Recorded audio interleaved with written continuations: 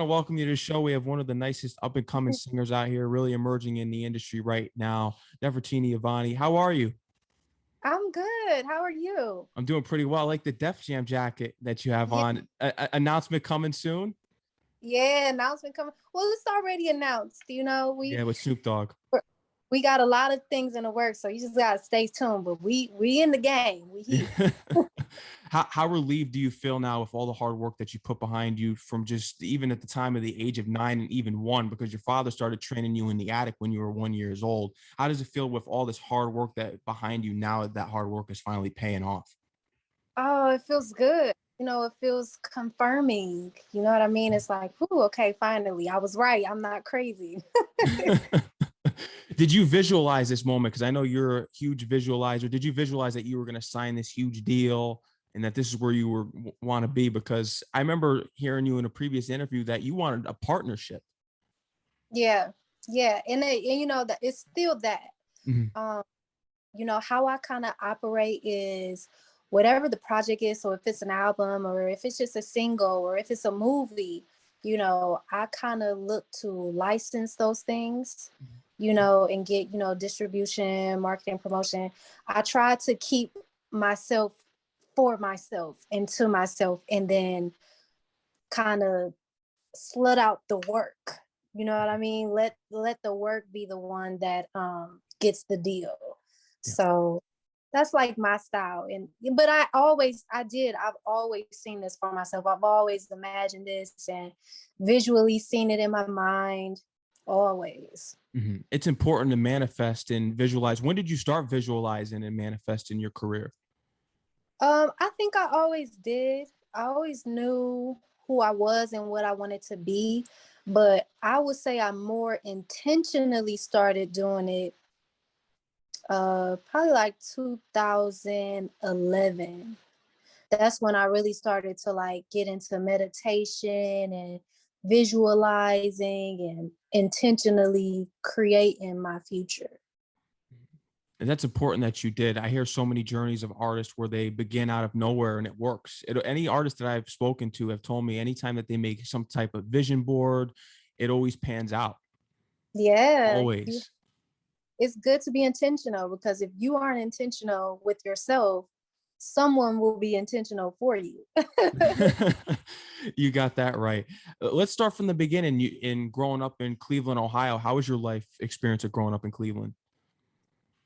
Cleveland is an interesting place. It's like you get a taste of everything here, but it's reserved enough to where you can build yourself, tap into you can focus. It's a place where you can really focus on building your craft. It's not so much a place where you can really I don't want to say shine, but it's not a music market here. Mhm. But you are able to perfect yourself and not get so distracted by, the outside world. So it is a place for grounding and building yourself up. And speaking of Cleveland, is the verses tonight Bone Thugs against 3 6 Mafia? Hey, oh, it's 1-6, baby. When did you first start listening to Bone Thugs, being from Cleveland? Oh, I think I was maybe 9. It would just come on the radio and I'd be in the car. And it was interesting because hearing melodies with rap, that's a prominent part of what I do. A lot of people think I'm like this super singer. I'm really a lyricist, but I'm putting melody to it.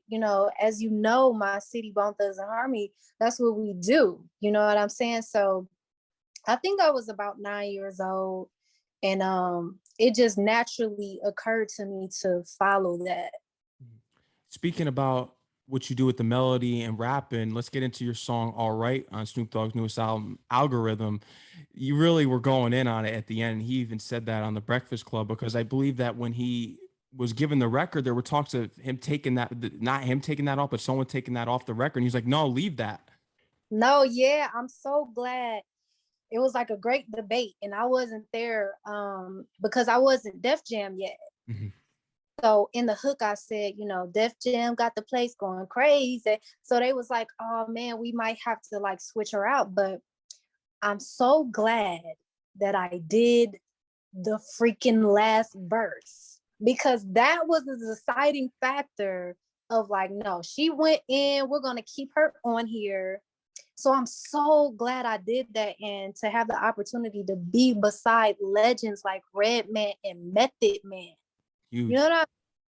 It's freaking amazing. And it's the second song on the album. It's really like the first song, because it's the intro and then it's our song, produced by DJ Battlecat, one of my favorite producers in the world. Mhm. All right. So it was like fate and luck and talent and all those things mixed up together to like make that happen for me. So I'm so glad I did it. The bars. That's something else that you brought back is the bars, especially from the female MCs, and that's what Snoop Dogg was crediting you about, because now we're getting back to the times of Foxy Brown, MC Light, Queen Latifah, when there was an actual message there. Yeah, I that's so important to me. But I try to have a good balance so I don't bore people, or I don't make them feel like, because I'm a human, I'm gonna make mistakes. I'm not perfect, because a lot of times when you get into a certain genre of rap, Mhm. people try to put you on this pedestal like, oh, she's perfect, she doesn't make any mistakes, she's godly, she's all this stuff. And it's like, no, I'm in the middle. You know what I mean? But it is important to me to say things to like inspire people and to get their minds going and to take them somewhere else. Cause it's like we've been in the same place for a long time. So it's like, let's travel the cosmos. The dictionary is huge. There's so many words, there's so many different ideas that we can pursue. So let's do it. Let's get into it. With these songs that you made with Snoop Dogg, was this in the studio? No, so it's interesting because I record in Ohio. Okay.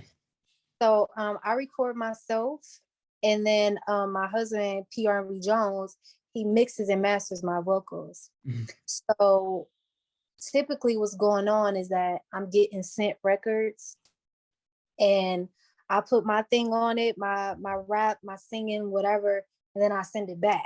Mhm. And the sound is so good coming out of my studios, Daytona Productions. The sound is so good coming from here that Mhm. they go with it. They're like, yo, let's roll with this, how it is. Yeah. And that's what gets me ahead a lot too, because I make everybody's job easier. That's just an amazing achievement, just being on Snoop Dogg's album, and the fact that he gave you that cosign on the Breakfast Club, because people have been talking about you for a while. And now it's Yeah. fine. The questions are finally being answered, and it's your time now. You're ready to take the music industry by storm, and your next goal is actually winning a Grammy. Yeah, man. I mean, I have a lot of goals, but you always have like the top of the total, like getting on the Billboard charts, winning a Grammy, getting into those big movies and being beside like these superstars like Snoop, Redman, Method Man, Battlecat. So it's one of many, Mhm. but it is one of those top priorities. And I'm sure that you'll achieve it because you visualize yourself this far. I'm sure the Grammy will come in time 100%. Something about your writing that we have to give you credit on is the fact that you've wrote for rappers too, Jelly Roll, and you're a rapper yourself. You Yeah, showed that on Snoop Dogg's new album, and something that would relate to that is Biggie, because if you listen to Puff Daddy say many times, Biggie wrote his raps as if he was an R&B star. yeah. Writing is first for me. So I'm a lyricist first. I'm just a melodic lyricist. So a lot of times, a lot of people think that I'm R&B, which I am R&B, but I got the bars. I got the bars for sure, and that's one of the things that's most important to me. Even more than the singing is the bars. And that's important because it's so rare to see artists so compassionate about bars nowadays. What do you think happened along the way from when you grew up and listening to hip hop all the way to now that bars have just kind of been the side piece per se in hip hop? Where do you feel as though that it just became that and hip hop just not as important? Ooh, okay. Well, you know what? I think that there's a lot of things that we partake in that minimizes our thoughts. So we've been kind of lazy over the past decade, and we don't want to hear things that's too much because life has been so stressful and we've been dealing with so much that we just want to, when we hear music, a lot of times we just want to relax and we want to have fun. We haven't really been wanting to have those thought provoking bars and things we got to sit there and kind of expand our minds on. But I think now we've had a good amount of time having fun, dancing, kicking it, having a great time. I think now people are ready for those mind expanding thoughts again. And I think that bars are, because they never left, but I think No. now people, because the people dictate what we're going to do with the music. So I think now we're in a space where the people are like, okay, I ate all my candy and my ice cream and all my donuts and my cookies and now I'm ready for like that nourishment again. And so I think that's where the bars will resurface. hmm I want to get into your musical family because this is really what it starts from. Because your father trained you, he was a musician. I believe your grandmother was a dancer. Yeah, my grandmother was she was a prominent dancer in the city of Cleveland because she brought African dance to the city, and she would go and teach it all across the city, like at schools, and we were even like on TV, and she brought that style to Cleveland. And now, when I was in college, when I went to community college, my college professor that taught African dance, she was like, "What's your last name?" And I told her my last name, and she was like, "I know your grandmother. Your grandmother taught me." And I was like, "Oh, okay." And she was like, "That's so amazing." So she was a college professor who taught African dance, and my grandmother taught her. Wow. Oh yeah, that's that. Yeah, and we were always around live drums, African drums. My father played the drums. My father taught drums too. Um, my uncle played the drums. My grandfather played the drums. So like I was always hearing like percussion, and music was just, it was destined. It was my destiny to step into this. Your grandfather was a member of the original OJs too. Yes, my grandfather, Howard Johnson, he was a member, original member, and my mother was being born, so he decided to come back and stay back with my mother. But yeah, he was the original member, and my grandfather had a beautiful voice. He introduced me to blues and jazz. And that's where you hear like a lot of my choices are very bluesy, very jazzy when I write my music. That comes from my grandfather instilling that in me early. Mhm. What's your opinion on learning all these instruments so early, especially the piano, bringing the blues to R&B? Because you're someone that wants to bring back the physical copies of music again. Oh, Yeah, 100%. And R&B's kind of just been on the downside because everyone's fell back on auto tune. Even R&B's not the same as it used to be, but you do have artists out there such as yourself that it has kept it alive. yeah. Because one thing R&B is rhythm and Mhm. blues.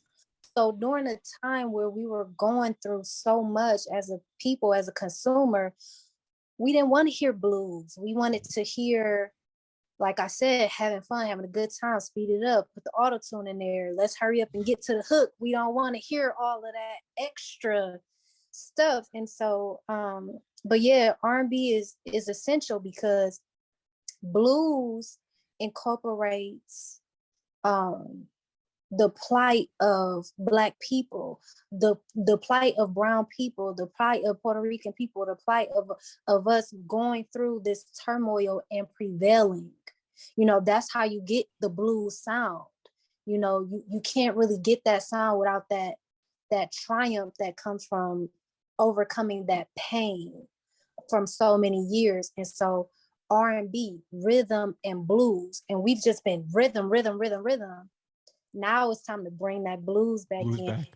okay, because now we can bring it in a way to where it's like more balanced and it's still modern today and it still fits the world today. But I think R&B will always have a special part in the soul, because the chords, the progressions, when you go to church and you hear those chords, you feel like you can overcome, because you're hearing it from people who have overcame, and all of those ancestors that's backed up inside of us. You hearing them sing, you hearing them make those chord progressions. So that's an important part of music, and I feel like it should never go away. It should always be here, and it's time to resurface it, again. like you said on the song that you recently released with Fat Joe, Take It Back. Exactly. It's time to take it back. I'm glad you said that, because it is a meaning to that song. Is that the exact meaning? Yeah. So depending on who I'm talking to, if I'll say, yeah, it's going back in a relationship, but what it really is going back to the nostalgia of blues in the R&B. Let's go back. Let's take it back to the times where, love was important and it meant something. Listening to people and their poetry and how they put together words and chord progressions and all of this stuff. Let's get back to that feeling, how it felt, 100%. And just thinking about another person that plays an important role, and he's going to get the credit in the end that you said in discovering you as an artist, Teddy Riley. Yes, Teddy Riley. How did he discover you? Because you worked together for your mixtape. Okay. Yeah, so Teddy found me through a friend of mine who does music here. Her name is V1. Okay. She used to go by Lady Trauma, and she was a producer, and she had connected with Teddy because she's so talented, and he was attracted to what she was doing. So I guess one day he wanted to hear, I don't know what the situation is. I just know she sent him the music. I think she maybe sent him like 2 tracks we did. And he was like, who is this? Oh, that's what he was doing. He wanted writers, because he was working on something, and he was working on the Blackstreet album. It was supposed to be Blackstreet and Guy. They were supposed to do another album, a joint album. Wow. So he was working on that, and he wanted writers. She suggested me. He loved me. He brought me out. And it's been brother and sister ever since. We really connect, like even besides the music. But Teddy has been so influential to everything that I do, and it's deep, because he did Remember the Time with Michael Jackson. That's right. He produced. Yep. And there's meaning because your name actually relates to the music video. Yes. And I was like a little girl, and when I seen that, Michael Jackson means the world to me as well. And it came out on my birthday. Like That's video crazy. came out on my birthday, and I found out at Teddy's house, because I didn't know it came out on my birthday. You know how the algorithm kind of like hears you saying stuff? So my phone must have heard me saying Teddy Riley, and they brought up on Instagram that he did Remember the Time, which I knew he was the producer to it, but it was saying when it came out, and I was like, you gotta be me. Yeah. This out on my birthday. I was like, Teddy, did you know y'all did this on my birthday? It was crazy. I couldn't believe it. Have you had the chance to meet any of the other members from Guy with forming a relationship with Teddy Riley, such as Aaron Hall? I met Chauncey, but we met over the phone. Okay. We met over the phone because I just did a record for him and Maya. So that'll be coming out soon. Yeah, I can't wait. I love her. I love him. They sound great. So yeah. If you were to get the chance to recreate in your own way, if Teddy gave you the green light to recreate a Guy song, what would it be? There's so many classics. Piece of My Love, Let's Chill. Which one would you love to take and put your own spin on it?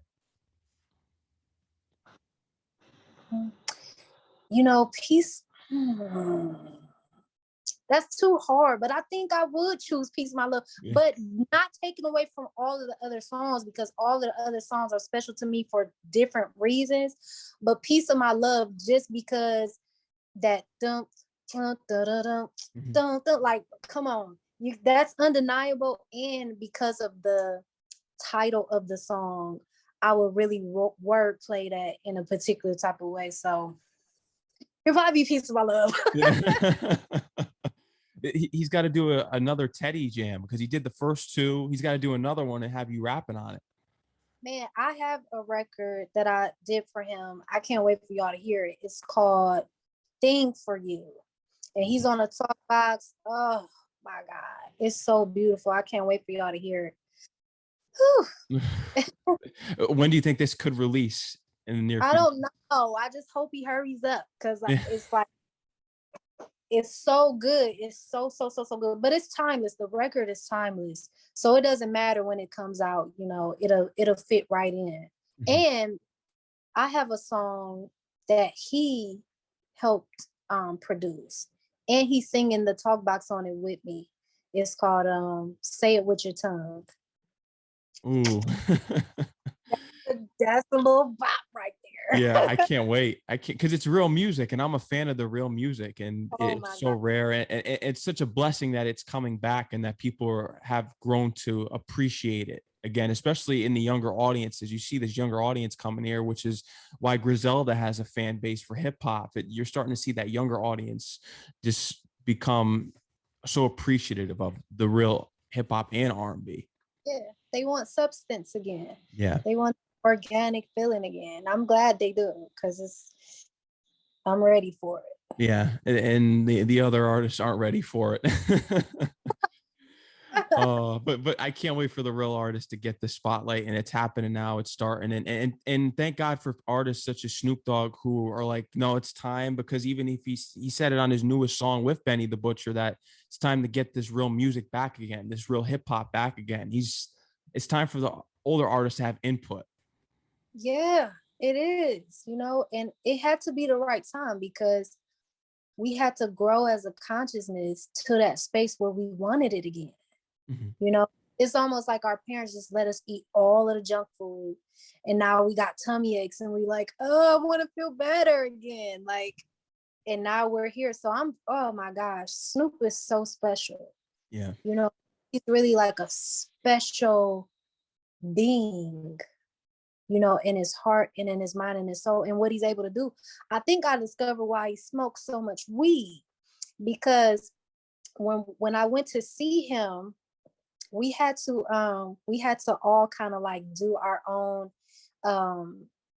songs on the album. Mhm. So everybody had to like, it wasn't like an official video, but it was like a little, you know, promo video. So I performed my song, all of the artists performed their songs. Snoop knew everybody's part, plus his part. Plus he did like 5 scripts that night. And I was like, oh, he's a genius. That's why he's got to kind of like reel it in because I've never seen that in my life. And he's been producing music and making music for so long. For him to remember, I didn't even remember my lyrics. Too Short didn't remember his lyrics. I'm telling you, Snoop knew everybody's lyrics. Unbelievable. It was genius. I was like, wow. Unbelievable. And that's how you know he's still, even though he's such an icon and legend, he's still a student of the game, and he just absorbs it all in.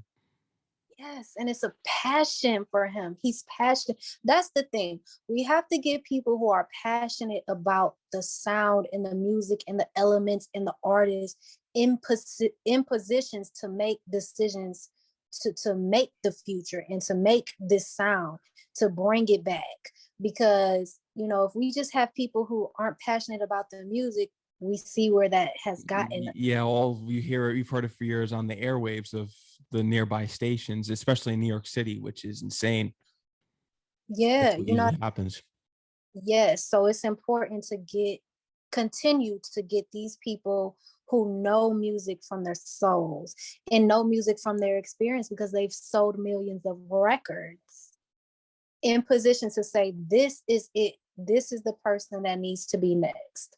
Mhm. Like Snoop. Yeah. And another one, Fat Joe. Oh yeah. Fat Joe is a master. A&R skills through the roof. You know, he found Bryson Tiller. He knows. You seen what he did with Ashanti. He knows what it is. All these people aren't wrong. They've sold records. They've made tremendous hits for years. I can see if you do 1 hit, 2 hit, 3 hits. These people have done it consecutively. So therefore, you know, it's not luck.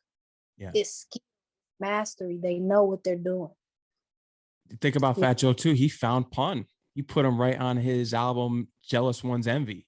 Yeah, As PJ soon as you Cab. heard him freestyling. The list goes on and on and on. And one thing about Joey, he has a heart to where he wants you to be the best version of yourself. So he'll give you the shot. You know, when he called me, he said, yo, you do this song, I'm going to keep you on the song. I'm not going to take you off. I'm not going to replace you with a more popular artist. Take your shot, mommy. Let's go. Yeah. Show him far. So yeah, he stuck his neck out for me, and he was right, clearly. Yeah. If you think about, if you've heard the story for What's Love, there were people fighting, probably Irv Gotti, I'm not 100% sure, to keep Ashanti off the record. There was talks of J-Lo being on that record, and he said, no, I'm keeping Ashanti on there. Yeah, because he knows what he's doing. Yeah.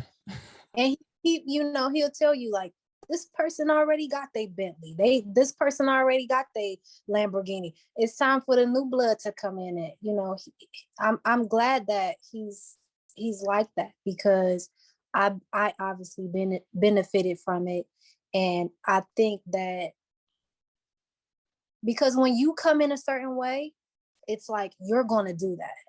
So he taught me to, when I'm a vet in the game, once I see what I see, I'm going to trust my gut and give them a chance, you know, and bring a lot of new flowers into the garden. And that's what we have here, is new flowers coming in from you 100%. Have you had talks with Teddy Riley, or even thought about experiencing with the voice changing, is like what Teddy Riley did on his records? And for example, Roger Troutman, when he would change his voice up on the songs with the voice changer?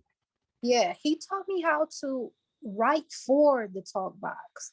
He told me the words that, you know, are able to be sang on the talk box, because every word can't really be heard on it necessarily.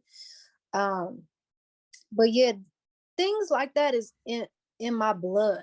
As you hear Bone Thugs and Harmony, being experimental with your voice, it makes the vocal more, to me, it makes the vocal more interesting.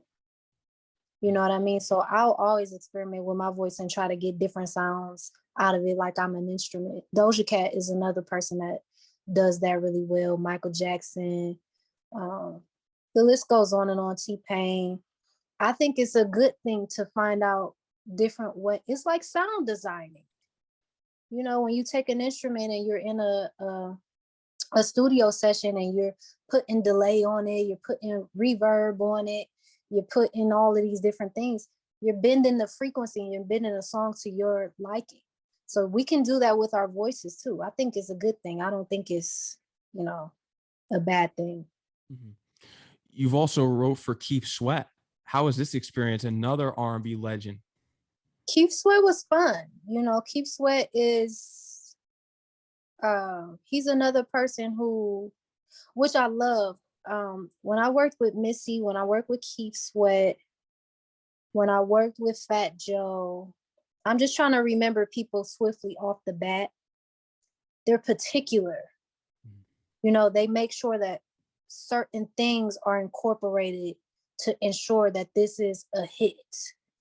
You know what I mean? And so to have that training so early, just by being beside them and them saying, hey, make sure when you're doing this, you're saying this, or you're blah, blah, blah, blah, blah. Keith was like that. And, you know, it was good to have that experience early of just being particular and meticulous about things to make sure that it's a go. You have experience in many areas, especially being in a group in high school. So you have experience of working with other people in a collaborative group. Yeah, I have fun in a group, but I realized that I do better solo because I work really hard. And I didn't know I worked hard, you know. it's, I guess because I just love it so much. You know, I'll be in the studio for 2, 3 days and people are like, yo, you're crazy. Like, we gotta live our lives and we gotta eat food and we gotta like, and I was like, oh, I didn't know.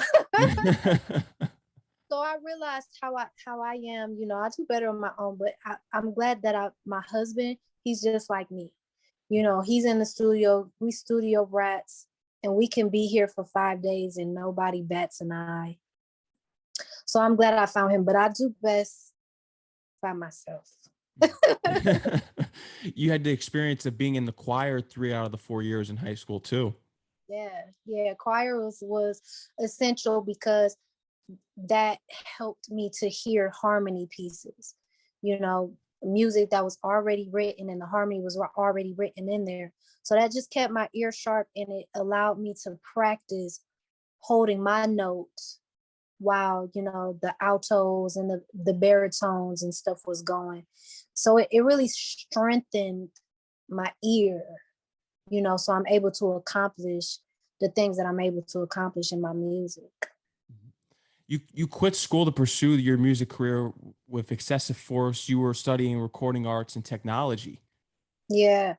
I'll be in the studio. I mean, I would be at school and somebody be like, hey, we got this performance going on, or we got this. And I was like, yo, I keep having to pick between coming to class and going to the studio.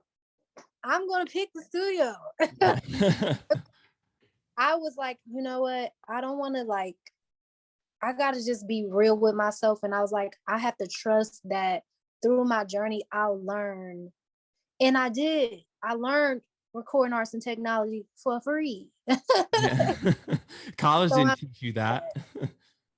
college is expensive. Yeah, it's a ruse. That's a whole other story, but It costs money and time, yeah. like a lot of time. So, and I was the class I was in, I was already like advanced in the class. I knew how to do things that my teacher didn't know how to do.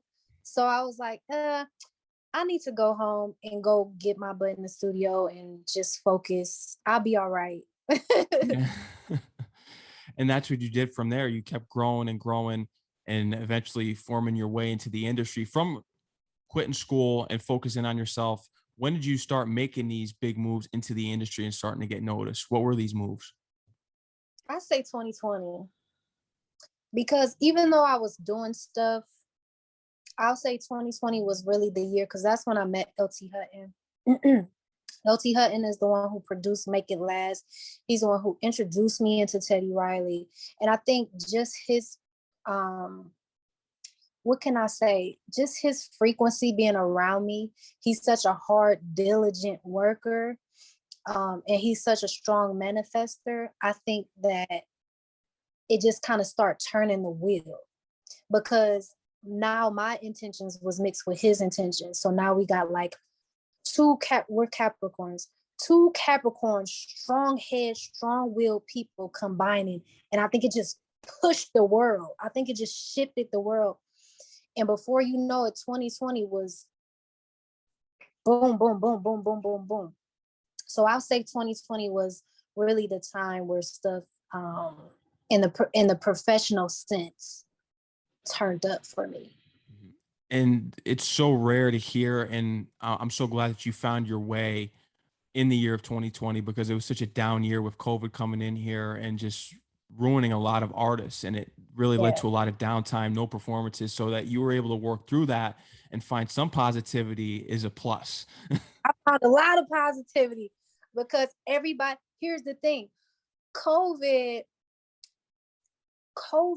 bold printed me because everybody had to be at home.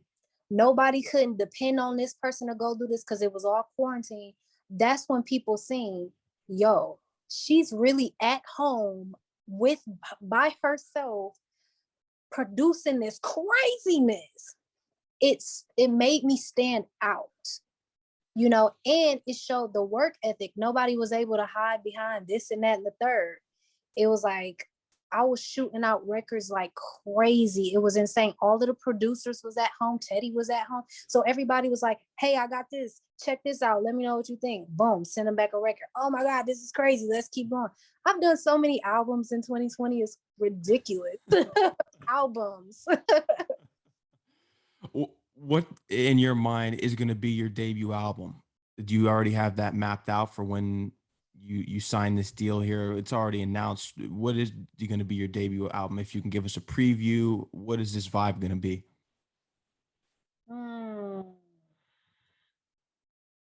I'll say this. I believe that the debut album is going to be my album with LT Hutton. And here's why. Because he's turning the album into a movie. So it's going to be a movie about me, about my life. You'll see all of these behind the scenes. Because stuff happens so fast, people missed a lot. I've really done a lot. And because it was COVID and everybody wasn't really like recording and taking footage and stuff, I got little stuff here and there, but I think the movie magic will come in and really be able to tell the story, and it'll set the tone for other people, because I do have albums with Teddy Riley, Battlecat, and I think it'll kind of like make a path for them. It'll show who I am. It'll show the stature, everything, and I think it'll incorporate them as well. And then I think they'll be able to branch off from the movie. So I think that will be the debut album. And I'm thinking we're going to do it with Def Jam. I'm almost certain. I could be wrong, but I'm almost certain it's going to happen with Def Jam. That's fire. Congratulations on that. That's huge. This is going to be your soundtrack to your life story. Yes. And it's a gift to me, because documentation is so important, and what better way to do that than with movie magic, and I'm the type of person to where I can't fit into one song, I can't even fit into an album. I need all of these different things to kind of like express the magnitude of who I am and what I've done so far and what I'll continue to do in the future. With movie magic, you can kind of already put that into place as if it already happened. Mm-hmm. So yeah, I'm gracious for that. It's going to be huge. 100%. Have you thought of a distribution network that this documentary may release on? No, because I'm really I do already too much stuff that I'm not supposed to do. I'm the artist. I'm supposed to focus on creating the music and making people feel good, connected with my beautiful, wonderful fans. Let me tell you something about my fans. Mm-hmm. My fans are the most special people on the planet. And I'll say this, you'll know it for a fact, because they've been following me for years before anybody knew really who I was. So one thing about my fans is I know that they're foreseers. They can see the future, and that's why they've stuck here. They've known this future before the whole entire world. And that's, I kind of came up with a way for them to show that they're psychic. I said, you know what? Everybody send me $1 and put, if you think that I'll be someday #1 on the billboards, send me $1 and put on the Cash App label, title it Avani #1 on billboards. And I said, screenshot it and save it. And on the day it happens, you post it and you show the world, you've already seen this. You've already known. And it's important for me to sing to them and be with them at their jobs and in their cars and on the way to whatever they're doing, inspire them to keep creating and to keep going, because my fans are going to make the future what it's about to be, which is amazing. We're going into great times now. We did the depression. We did all of that anxiety. We did all of the low vibrational stuff. We had a great time. Now it's time to elevate. And that's So what you're doing here all the way into 2022. What is yeah. your, it's a little early. It's probably 3 or 4 weeks early here. What is your 2022 New Year's resolution? Woo. Um, to just keep being grounded, to keep being in love with what I do, to keep magn what can I say? To keep attracting people who are like-minded like me, who share the same goals, who want to be in the same places that I want to be, who want to create like me. Um, just keep creating, keep being happy, and keep expanding on the ideas that I have, for this world. Because I do have a lot of ideas when it comes to talking about love again and relationships and health and wellness and how important it is to follow your dreams and pursue your passion. Um, I want to make sure that I can get into all of that before um, I go to the other side. So that's what I care about in 2022 and for the rest of the years to come. Mhm. How much of it would it be a dream come true for you to take part in singing in a Disney movie? Because I know that's what you grew up on, and you were You that's know, something that you studied. I did my um, research. man, how much a huge, huge, huge because I love how Disney incorporates sound with magic. It puts the pictures and all of the magical artistic elements into really expressing that piece of music. And that's what means the world to me. And they put a storyline to it. They got the princess following her dreams and making it come true. And it's like the perfect song to it. And all of the pretty pictures is like, that's what it's about for me. It's not just about a single album that's just audio. I think now it's time to incorporate the magic and the visuals and, using technology. We got technology now to where we got VR and holograms. I want to incorporate all of those things into my show to give people an experience. I want people to feel like they can walk into my album and all around the four walls, the ceiling, the floor is like they feel like they're inside of it. So, it's important for me to incorporate all this stuff. I love Disney. Mhm. Was there ever a time, because of your love of Disney, that you thought of pursuing maybe Broadway in order to get some singing parts on there for a Disney play? No, Yeah. no. I love to watch Broadway, but I don't want to art because it's I don't know what it's. I just need. I would write for Broadway, Mm. but I wouldn't be a Broadway star. I need I need movie magic. I need it. 'Cause I just need that. So yeah, but I love Broadway. I love watching it, but I can't be the Yeah, no. Broadway. No, 100% for voiceover for a movie though, 100%. Yeah. 110. I could see that. I could definitely see that. Another interesting thing that I learned about you is that you studied Beethoven too. Oh my God, that's probably my favorite classical composer. Yeah, I'm gonna say that's my favorite classical composer. Um, I don't know what it is that I'm hearing in his compositions, but it might be the darkness beside the light. I like different, like, put me in different rooms when I'm listening to a piece. Like, I don't want to stay in the same room and look at the same picture for 5 minutes. Like, take me through an adventure. Like, how a movie it has like you go in, you're at the beginning of the movie, and then you're met with adversity, and then you overcome adversity. Like, I want to experience that in a song, and Beethoven just does that for me. It's so interesting. I wish I knew what it was that I'm hearing with him, and how he puts together pieces, but I'm like hypnotized by it, and I'm so inspired by it too as well. Mhm.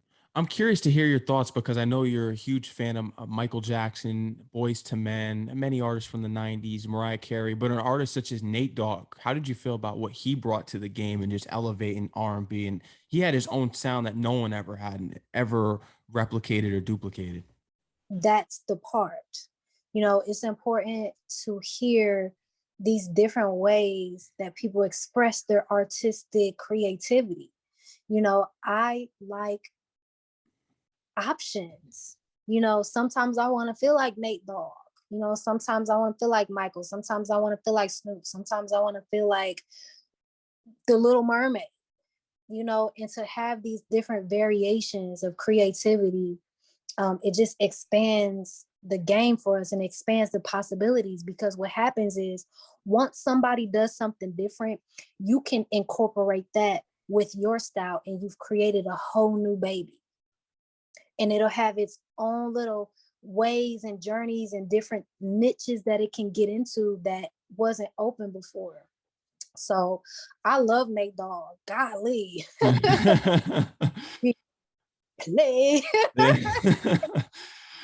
Nobody does it better. Rest in heaven, yeah. Yeah, it's rest in peace and Nate Dogg, another just legend. And that's the whole G-Funk era right there. That just completely was just after he passed away, it just went away. Yeah, because you know, and that's another genre of music, funk, that kind of, that I feel is truly, truly, truly instrumental in um the genres of today. Now, even though we might not hear straight funk, we hear funk incorporated in hip hop, and we hear funk incorporated in R&B, and it just makes those different nuances and those different stair steps.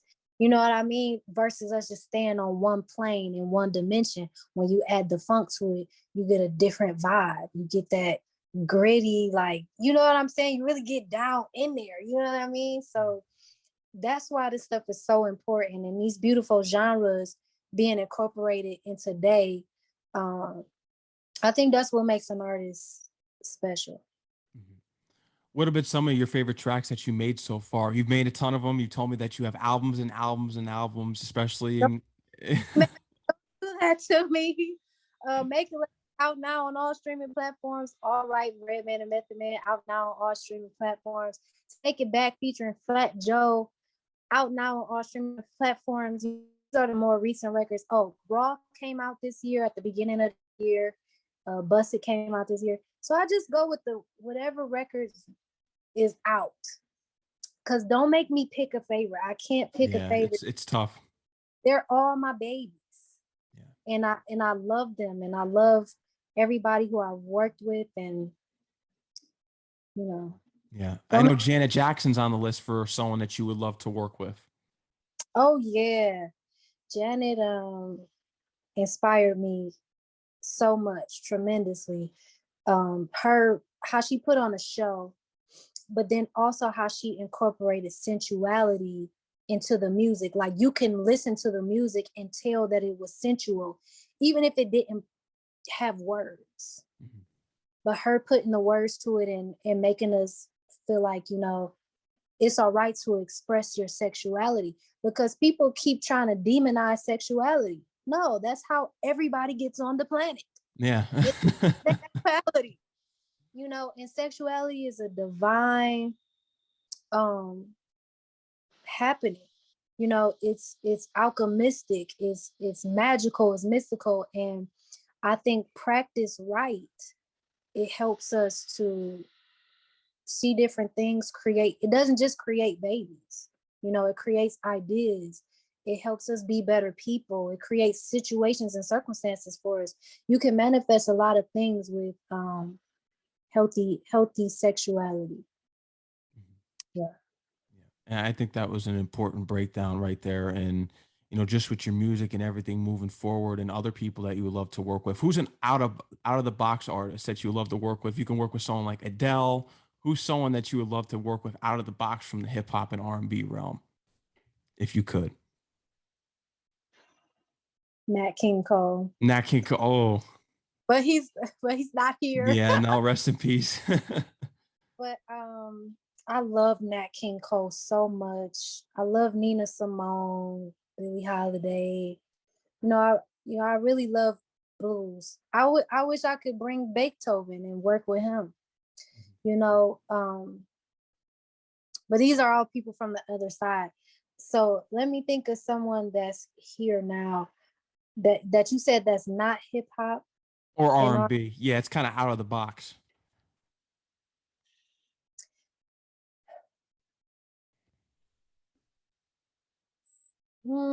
John Mayer. Mm, I'll say John Mayer. I like that. And why John Mayer? I'm curious. Because I want to find out what's behind his eyes. And I think I can only find that out if I get him next to an instrument and go into that world. And I don't know, it's something that just about when he creates, I'm hearing something, and it attracts me. So and he's a good storyteller. So and then I love people that create that produce music and write music. So It adds to the genius of an artist. That's how you know they're really a genius, such as yourself. doesn't it? Yeah. I'm not allowed to say that because I'm one, but when people like you can say it for me, or when I can say it about other people, I can't say it about myself. That's the rule. You can, but the people, I guess, don't like it. They think you're arrogant, which isn't fair because sometimes you can pat yourself on the back because there's times that people won't do it. That's true, but I. It's interesting when you have beauty, because people can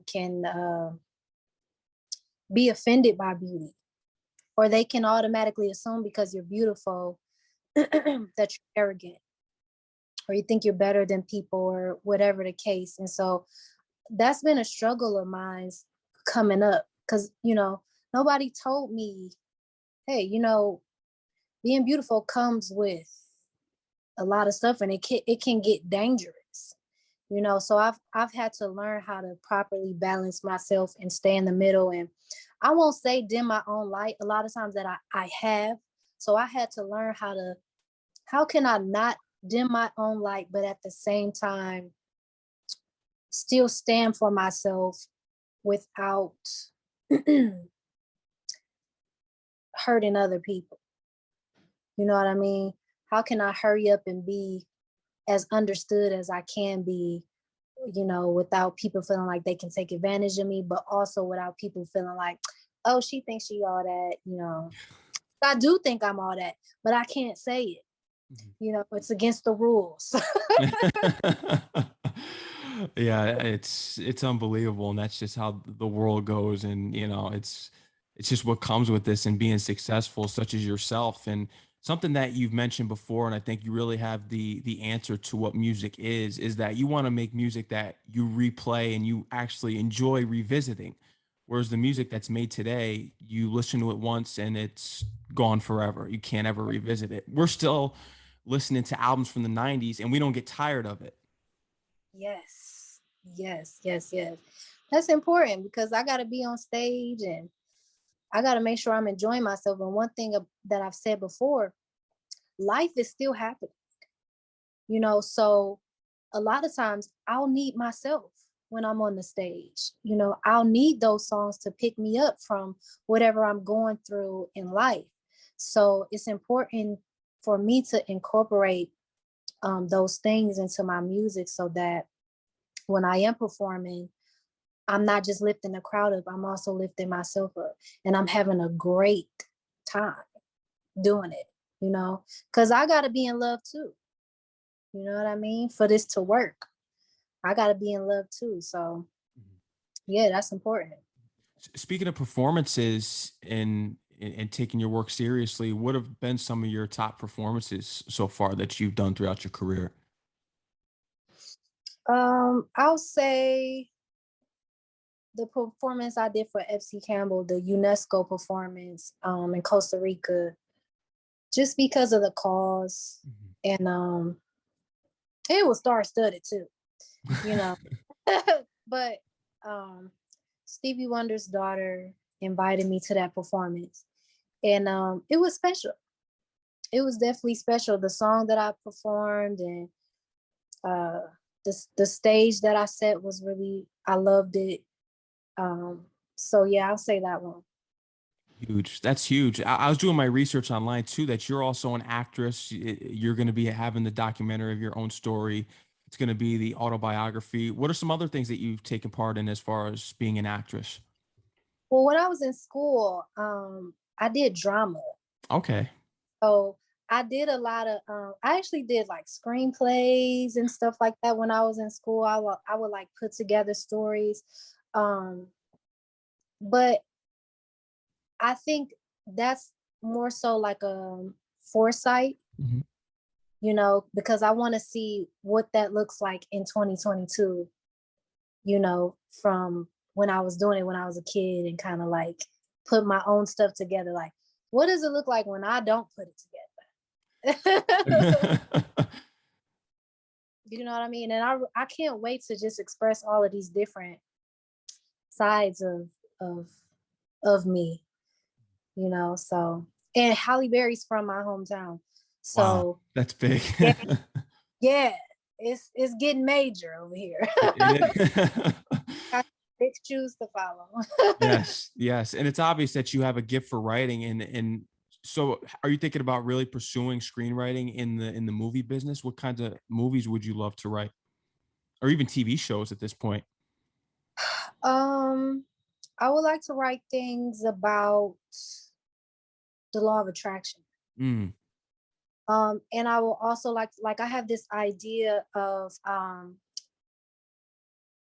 I called it Inky's Garden. mhm. It's more so of a children's type of thing, but this guy, he's an herbalist and he has this awesome garden. And all the neighborhood kids come to his garden, and when he shows them like different herbs, it gives them superpowers. So they'll have like, maybe they'll take like sarsaparilla, and one time they were playing basketball or whatever, and maybe now that they took the sarsaparilla, they can dunk and jump 6 feet in the air and do all kind of stuff. You know, I have ideas for like children's stuff and talking just about herbs and health and wellness and the law of attraction too, because I love the law of attraction, and I think it'll be dope to see it in a film. Mhm. No one really speaks about it, and I've become a believer of that very recently, and it's weird how it's come up in some of my most recent interviews, and I'm talking like three in a row, and I'm really starting to believe in it because Yeah, look at how far your career has gone. Look how far other artists I've interviewed their careers have gone, and it really is proven true that it does work. yeah, it does work. Yeah. You just know how to work it. You know, you got to know like the key parts. You know, the visualization is part of it, but the ultimate thing is you attract how you feel. So it's important to do things that make you happy. It's important to practice your happiness and master learning how to reach your happiness in circumstances that aren't necessarily yielding, like circumstances where you might feel down or you might feel anxious or depressed or sad or whatever. If you learn to achieve your peace and your happiness in that, and you're happy maybe 80% of the time, you start to attract the circumstances and the frequencies and the people and the places that match how you feel. That's the key. Wow. That's the that's the key. Important notes, and a lot of people have to follow that, Yeah, especially in the entertainment business. I made like a whole notebook, and I put like my favorite songs in there, my favorite smells, my favorite colors, my favorite movies, so that I can always go back to that notebook when I'm not feeling good and be Mhm. like, okay, what's something that can put me in a good mood? I put my favorite herbs, my favorite food, all kind of stuff, because I really wanted to practice my happiness. It's got to be a practice. And once you get it, boom, you take off. Yeah. And that's what we have right here. You're 100% proof of that. And thank God that there are cases in which that we can follow, and you lead by example. Yes, that's the most important thing for me. I always said, I don't necessarily want to be teachy, preachy, but I want people to be able to look at my life and say, yo, she's on to something. Yeah. You know, so that's important for me. Leading by example. I want to get into your name. You wanted to change your name to a basic name such as Jasmine. You told your father that, and he said, wait. You got to find out your purpose of this name first. Yeah, man, because I got teased in school, you know, and I didn't understand the capacity of my name when I was a little girl. I just knew every time the teacher would call my name, the kids would laugh. And I was like, Dad, man, can't I just be Jasmine or something, Ashley? And he was like, you know, your name has huge meaning and purpose. So when you get older and you understand that, if you still want to change it, we can change it. But once I understood, I was like, ooh, oh, no. This is my name. People, I'm glad you brought that up because, you know, a lot of people would think it's a stage name. It's not a stage name. And, you know, I named my daughter, I have a daughter, she's 5. And I named her before she was even born. I talked to her, had conversations with, before I even knew her father. Wow. I named my daughter. And so I think it's important for people to understand that I'm not named after the queen. I am the queen. You know, I am Queen Nefertiti. And you will see that if you stay tuned and you watch how this kind of unfolds, you will see and understand. So that's why it's important for me to get this stuff recorded, get this stuff. That's why I'm in the recording business, because if Queen Nefertiti existed and she was never painted on the walls, we wouldn't know anything about it. No.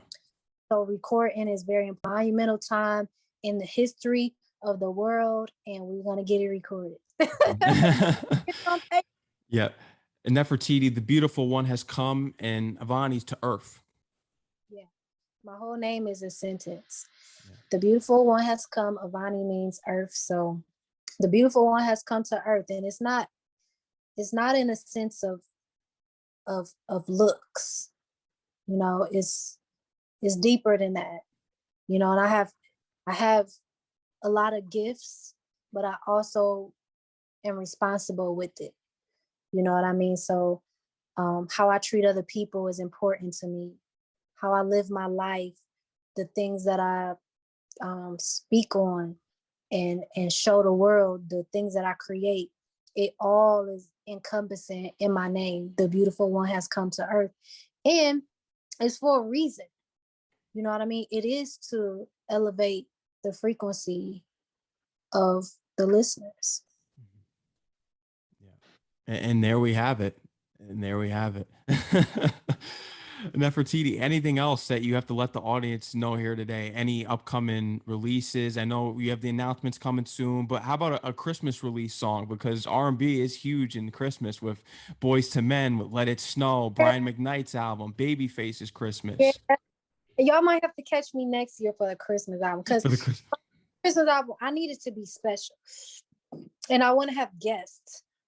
You know what I mean? So y'all might have to catch me next year for the Christmas album. But Take It Back is out now, featuring Fat Joe, my brother, on all streaming platforms. The Heat XM Radio just picked that up. Thank y'all so much, Dion Deasy. Produced by Tim Kelly, executive produced by MC Light. Queen, thank you so much. Make It Last. We're going to shoot the video. It's going to be epic. It's going to be a movie, you guys. Make It Last, produced by LT Hutton. Y'all already know what it is. Out now on all streaming platforms. It's number 21 on the Algorithm album. All Right, with Redman and Method Man, is out now on all streaming platforms, produced by DJ Battlecat. I cannot wait for you guys to hear what me and Battlecat have been doing. It is magical. I promise you that. But yeah, y'all go check those things out. Stay in touch with me, you know, stay tapped in. Cause we're gonna see some big shit. Oh, Yes. It's okay to talk once in a while. Yeah, we're gonna see some magical stuff, and I don't want you to miss it. So please stay tuned, you guys. Yes. And they can follow you on Instagram and Twitter at Nefertitti Avani on Instagram and Twitter. How about TikTok? Any other platforms as well? Yeah, thing is Nefertitti Avani. YouTube, Facebook, Twitter, TikTok, Instagram, all of it is Nefertitti Avani. That's perfect. Nefertiti, I want to thank you for coming on the show here tonight. I had a great time speaking with you. Congratulations on everything so far in your career. And I'm looking forward to seeing what you succeed in the future and the big announcements coming too, because that's really Yeah, something to pop the champagne over. yeah. Thank you, Max, for having me. I really enjoyed you. And Thank you. you're doing wonderful. You did a really, really, really great job. I really enjoyed myself. You did your research. Thank you. Excellent. And I know you getting into your next level. So take that law of attraction stuff, really get into it. Thank you, Nefertiti. I really appreciate that. And the law of attraction is true. We've seen it with people such as yourself and prove it to be true. And and the people listening really need to follow what you have done.